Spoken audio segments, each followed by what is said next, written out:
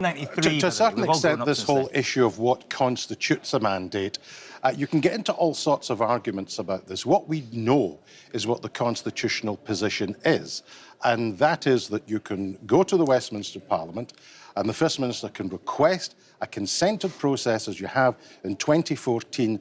There is no legal mechanism that the First Minister can fall back on in order to deliver that, because the constitutional settlement, whether you like it or not, and the Supreme Court has made this point, the Scottish Parliament does not have the responsibility to organise a referendum on an issue which is reserved to the UK Parliament. Now, the question in that sense is the current arrangements upheld by the Supreme Court fit for purpose in a modern democracy? Because there is a world of difference between saying that you should have the right to hold a referendum. That is a completely separate issue about whether or not that constitutional option is good for the country or not. They're two separate issues. And, you know, you have a trigger mechanism for a border poll in Northern Ireland.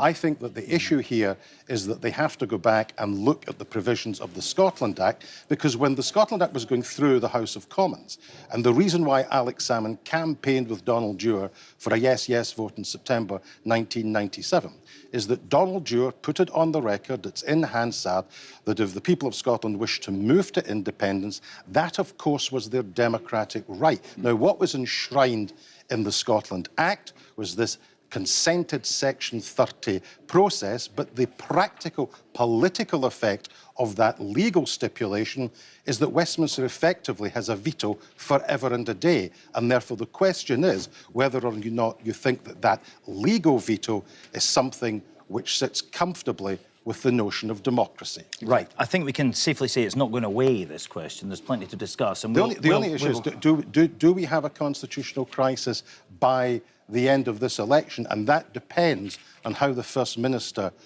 answers the second question that you asked him about an hour and a half ago, which he didn't want to be drawn on. Well, because he's going to have to ask the question, what are you going to do with this? How are you going to pursue this question? And will there be a constitutional standoff between you and the Prime Minister? Right.